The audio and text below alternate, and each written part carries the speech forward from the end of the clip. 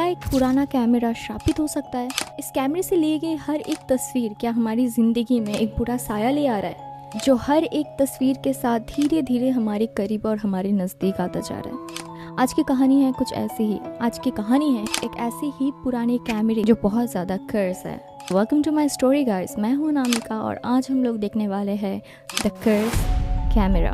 आज की स्टोरी है मीरा की। मीरा अपने फ्रेंड के साथ एक पुराना होलसेलिंग मार्केट में गई थी। दुकान में उसने एक पुराना विंटेज कैमरा देखा। वो कैमरा इतना ज्यादा अट्रैक्टिव था जैसे कि मानो वो मीरा के ही वेट में था, और मीरा को वो कैमरा इतना ज्यादा यूनिक लगा कि उसने बिना सोचे समझे उस कैमरे को बाय कर लिया। कैमरा या फिर कोई नई चीज अगर हम लोग जब बाय करते हैं तो उसकी एक्साइटमेंट ही कुछ अलग होती है। मीरा के साथ भी कुछ ऐसा ही था। घर जाने के बाद मीरा ने उस कैमरे से अपनी पहली तस्वीर ली। जब उसने अपनी उस तस्वीर को दूसरे दिन मॉर्निंग देखा तो उसने देखा एक साया मीरा के पीछे खड़ा हुआ है। मीरा ने सोचा यार शायद मेरे घर में लो लाइट होगी, इसकी वजह से कोई कैमरा ग्लिच होगा, बिकॉज ये कैमरा बहुत ज़्यादा पुराना है एंड विंटेज है, तो हो सकता है कि कोई कैमरा ग्लिच हो या फिर एक कैमरे के लेंस खराब हो। मीरा ने इस चीज़ को बहुत लाइटली ली, पर मीरा को क्या पता था ये कैमरा अपनी अगली शिकार में था, और ये कैमरे में जो आत्मा कैद है वो अपनी हर एक शिकार को चुन चुन के लेता है और उसके साथ ऐसी हरकतें करता है कि इसकी रूह कांप जाए पर उसको मौत चैन की ना मिले। उस इंसिडेंट के बाद मीरा ने कुछ और तस्वीर भी लिया कुछ दिनों के बाद।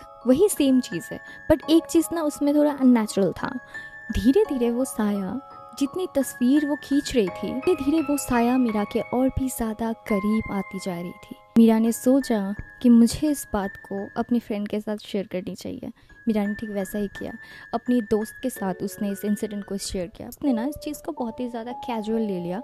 उसने बोला कि मीरा तुम ज़्यादा सोचो मत, तुम्हारी सोच की वजह से शायद तुम्हें ऐसा लग रहा है कि कोई साया है, बट ऐसा कुछ भी नहीं है। हद तो तब हो गई धीरे धीरे ना वो साया सिर्फ कैमरे में कैद नहीं थी, धीरे धीरे वो साया मीरा की ज़िंदगी में भी आना स्टार्ट हो गई थी। मीरा के घर में कुछ अजीब सी चीज़ें हो रही थी, मीरा के रूम में कुछ अजीब सी चीज़ें हो रही थी, एंड हद तो तब हो गई जब मीरा की लाइफ में कुछ अजीब सी चीज़ें होना स्टार्ट हो गया। हर टाइम ऐसा लगता था कि मीरा धीरे धीरे पोजेस्ड होती जा रही है। मीरा अब वो मीरा नहीं रही जो वो पहले थी। मीरा ने सोचा कि नहीं, मैं इस कैमरे को अपने दोस्त को दे दूंगी और इस चीज़ से मुक्ति ले लूंगी। मीरा ने वैसा ही किया। मीरा का जो बॉयफ्रेंड था राघव, मीरा ने इस कैमरे को राघव को दे दिया और उसको बोला कि इस कैमरे को अब तुम ही रखो। पहले जब मैंने कुछ बोला था तो तुमने मना नहीं था, अब जब तुम्हारे साथ ऐसा कुछ होगा शायद तुम तब मान जाओ। राघव ने सोचा यार मीरा शायद कुछ झूठ बोल रही है या फिर उसकी दिमागी हालत सही नहीं है। राघव ने उस कैमरे को रख लिया। राघव ने जब पहला पिक्चर लिया उस कैमरे से तब राघव को ना कुछ अजीब सा फील हो रहा था, लाइक कुछ हैवीनेस सा फील हो रहा था उसको। राघव ने दूसरे दिन उस कैमरे के पिक्चर को देखा तो वही सेम साया। तुरंत ही राघव ने मीरा को कॉल करके सारी बातें बताई एंड दोनों ने फैसला किया कि ये लोग अब इस साये के बारे में जानेंगे और इस साये के बारे में रिसर्च करेंगे, आखिर क्या है, क्यों है और कौन है। एक्चुअली गाइस ये कैमरा एक फैमिली पर्सन का था।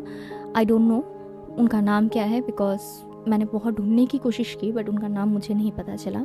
पता चला है कि ये कैमरा मरने से पहले जो उन्होंने ट्रिप किया था उस ट्रिप में इस कैमरे को उन्होंने यूज़ किया था, एंड डेथ के टाइम ये कैमरा उनके साथ ही था, और उसके साथ साथ मरने के बाद भी वो कैमरा फैमिली पर्सन में से एक के हाथों में था, और मे बी फैमिली पर्सन्स के जो सोल्स है इस कैमरे में पिक्चर्स में बंद हो गए थे।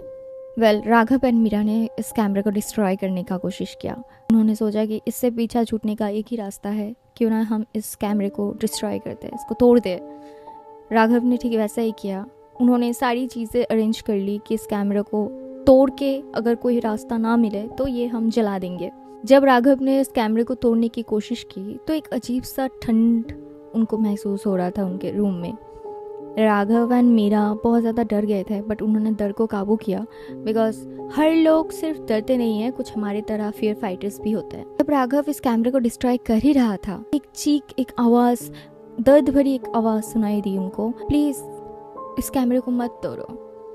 बट तभी राघव वहाँ पे रुक गया कुछ टाइम के लिए। देन एक सोल उस कैमरे के सामने आके खड़ी हो गई और उसने बोला कि तुम मुझे ऐसे तुम लोगों से दूर नहीं कर सकते। मैं सिर्फ अब कैमरे में कैद नहीं हूँ, मैं तुम्हारी ज़िंदगी में भी अब आ चुकी हूँ, और जब तक तुम जिंदा हो तुम्हारे थ्रू मैं भी जिंदा हूँ। ऐसे 1 2 3 4 सोल्स उनके सामने आते चले गए। राघव ने उस सिचुएशन को हैंडल किया और उस कैमरे को वहीं पे तोड़ दिया। कैमरा तोड़ने के बाद कुछ फ़ायदा नहीं हुआ उन दोनों को। बिकॉज वो सोल्स अब सिर्फ कैमरे में ही उनके ज़िंदगी में भी कैद हो चुके थे। कुछ दिन बाद पता चला राघव एंड मीरा थोड़ा अननेचुरल सा बिहेव कर रहे थे। राघव एंड मीरा दोनों ही पोसेस्ड हो गए थे एंड धीरे धीरे उनके मेंटल हेल्थ भी बिगड़ गई और वो लोग डेथ हो गए। एक्चुअली इस कैमरा का एक राज है, ये कैमरा ना ठीक वैसे ही लोगों को मारता है जैसे कि वो लोग मरे थे। कैमरा अपनी चूज की गई पर्सन को कभी भी नहीं छोड़ता जब तक उनकी सांसें वो ना ले ले। अभी भी ये कैमरा किसी ना किसी पर्सन की तो तलाश में बिल्कुल है जिसको वो छोड़ना नहीं चाहती है। तो अगर आप लोगों को ऐसा कोई पुराना कैमरा, विंटेज कैमरा मिल जाए तो इसको बाय करने से पहले 10 बार सोच लीजिए। सोने से पहले अपनी खिड़की के बाहर और बेड के नीचे ज़रूर देख ले। एंड अगर आप लोगों को ये वीडियो इतनी दूर तक पसंद आ गई है तो चैनल को सब्सक्राइब करके बेल आइकन को ऑन ज़रूर कर दें। और एक स्टोरी के साथ, तब तक के लिए इस स्टोरी को आप लोग अपने दोस्त के साथ शेयर ज़रूर कर दें।